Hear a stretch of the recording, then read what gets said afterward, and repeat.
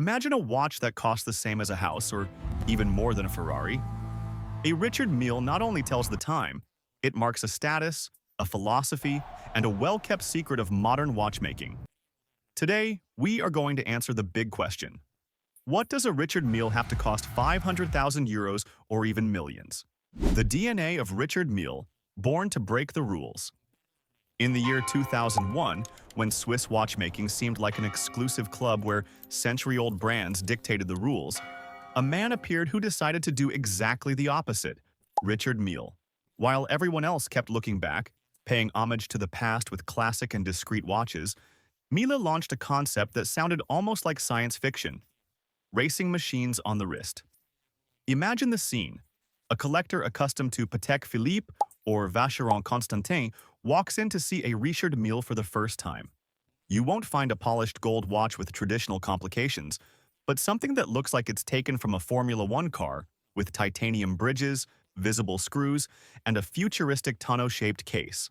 The clash was brutal, but that was not a mistake. It was the plan. From the beginning, Mille knew that his brand would not be for everyone. He was not looking to compete with Rolex or Audemars. He wanted to create a separate universe, a watch that did not look like a watch, but rather an engineering prototype brought to the wrist. And here comes a fact that few know. Richard Mille did not come from the traditional world of watchmaking, but from luxury marketing. This gave him a different, almost rebellious vision, because he understood something key. In the 21st century, luxury is not just about quality, it's about emotion, spectacle, provoking an immediate reaction. That was the true DNA of Richard Mille: watches that are not discreet, but scream power. Watches that do not seek to go unnoticed, but capture attention. And above all, pieces that convey a clear message. This watch is not for everyone. It is for very few. And here arises the first big question. Do you think Richard Mille really reinvented watchmaking, or simply found the smartest way to sell exclusivity? Extreme engineering, NASA technology on your wrist. When we think of a luxury watch, the first things that come to mind are classic materials: steel, gold, platinum.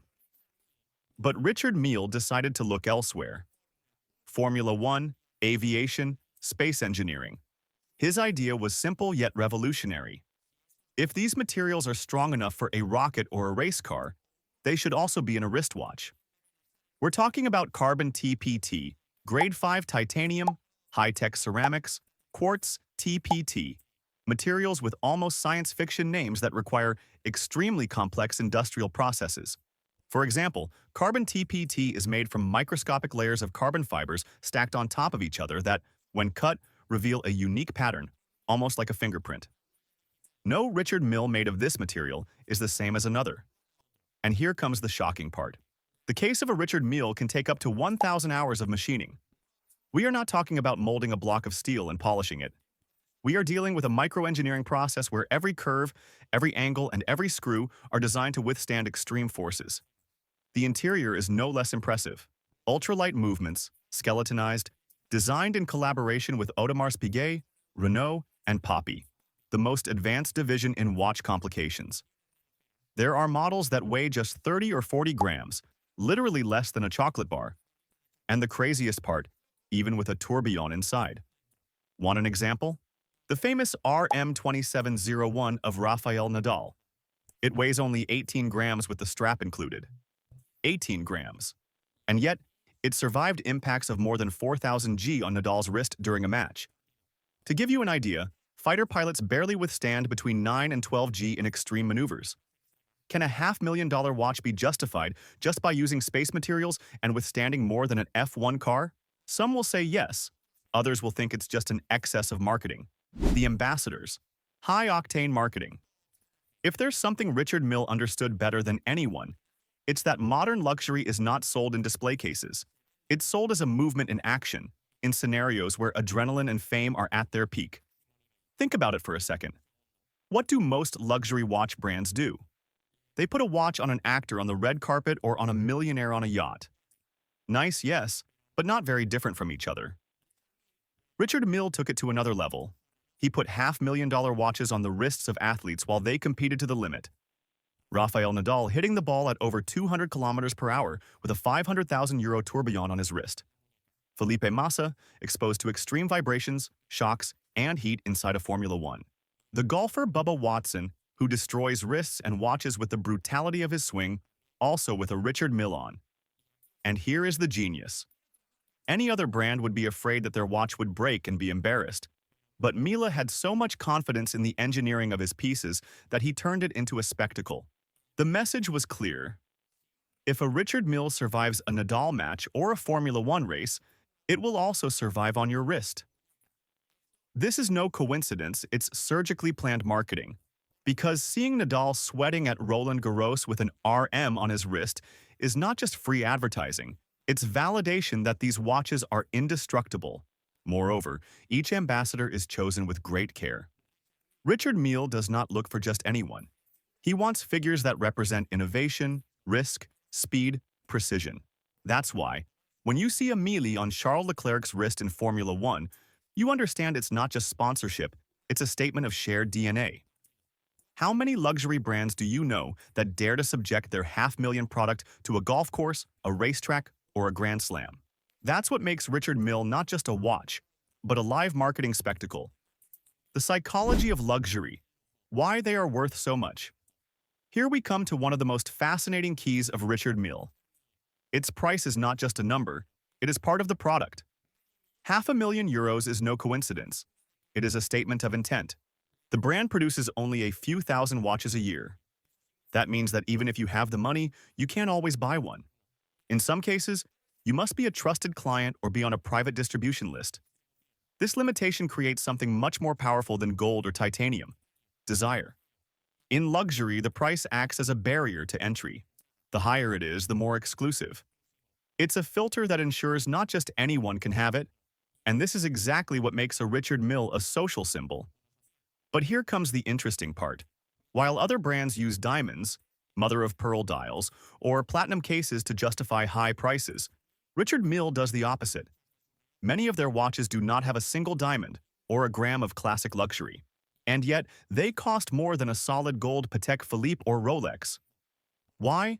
Because their true value is not in the precious materials, but in the concept, in the futuristic design recognizable from miles away, in the technological aura surrounding it, and in that psychology of rarity that makes it more attractive the more unattainable it becomes. In fact, if tomorrow Richard Mille lowered their prices to €20,000, they would probably lose their charm. They would be expensive watches, yes, but they would no longer be that absolute symbol of exclusivity. Here's the trick. The high price is not a consequence. It is the strategy itself. Would you pay $500,000 for a watch that doesn't have diamonds or platinum, but carbon and titanium? Or do you think that true luxury is the invisible, what only the connoisseurs can appreciate? Secondary market and resale. If you thought a Richard Mille was just a whim for millionaires, here comes the surprise. For many collectors, they are a real investment. The secondary market for Richard Mille is a phenomenon in itself. Many models not only retain their value but multiply it. An iconic example is the RM1103 McLaren, launched in 2017 in collaboration with the Formula One team. Its starting price was around €200,000, but today in private auctions and the grey market, it sells for more than €1 million. That is to say, in just a few years, its value quintupled. And it is not an isolated case. Models like the RM27-03 by Rafael Nadal or the RM52-05 Tourbillon scale by Pharrell Williams have followed similar trajectories. Every limited edition the brand releases practically turns into liquid gold for collectors. What happens with Richard Mille is similar to what happens with some collectible cars or works of art. You are not buying an object, you are buying a ticket to a closed market where the supply is always less than the demand. To this is added the cultural influence. Richard Mille has become an icon within rap, cinema, and sports. We see it on the wrist of Drake, Jay-Z, Pharrell, LeBron James, or Hollywood actors. For many of them, it is not just a watch, it is a status statement visible from miles away. Here's the magic. The secondary market is fueled not only by technical quality but by that cultural visibility. When a rapper shows an RM in a music video, they are not just displaying wealth, they are increasing the desire in thousands of young people who see it as the ultimate symbol of success. Can you imagine buying a watch for 200,000 euros and selling it a few years later for 1 million? Would you see it as a smart investment or as a luxury bubble that will eventually burst? Criticism and controversy. Until now, we have talked about innovation, exclusivity, and watches that seem indestructible, but not everything is admiration around Richard Mille. It is also one of the most criticized brands in the watch world. For many enthusiasts, €500,000 for a watch is a price that borders on the absurd, and the argument is clear. For that money, you can buy a Patek Philippe, an Audemars Piguet, and a Rolex, and still have money left for a luxury car. In other words, it is questioned whether the technical value of a me truly justifies such a figure. Others say that a large part of what you pay for is not engineering but marketing, that in the end you are buying an object that functions more as a social symbol than as a watch, that it is bling disguised as innovation. But beware, here comes the other side of the debate. The defenders of Richard Mille argue that we are dealing with true works of art in modern engineering, that no one else has dared to experiment with such extreme materials, or to put an 18-gram tourbillon on a tennis player's wrist during a Grand Slam, and that this audacity comes at a price. Additionally, there is an interesting fact. Even within the watchmaking community itself, Richard Mille has changed the rules of the game. Before, luxury was associated with tradition, discretion, and heritage. Now, thanks to Mille, luxury can also be futuristic, radical, and provocative. What do you think?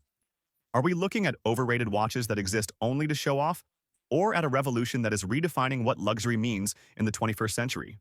Conclusion: the $500,000 myth. In the end, a Richard Mille is not just a watch, it's a symbol, a manifesto, and for some, almost a provocation. It is proof that watchmaking does not have to be anchored to the past, that it can be as light as a feather, as strong as a Formula One car, and as futuristic as a spaceship. A Richard Mille is engineering, marketing, and the psychology of luxury, all in one piece. But above all, a Richard Mille is a personal statement. He doesn't say, "I like classic watchmaking." He says, "I can wear €500,000 on my wrist and I don't care if you know it." And here is the paradox. While some see it as madness, others consider it a safe investment. What is clear is that, whether you love or hate the brand, Richard Mille has achieved what few watchmaking houses can boast, changing the conversation about what luxury means in the 21st century. And now the question is for you. If you had €500,000 to spend, would you put it into a Richard Mille? Would you spread it among several classic brands or invest it in something completely different? Leave me your opinion in the comments because I want to know what you think about this revolution on the wrist. And if you liked this journey through the world of Richard Mille, subscribe and activate the bell because more stories of luxury watchmaking are coming that you can't miss.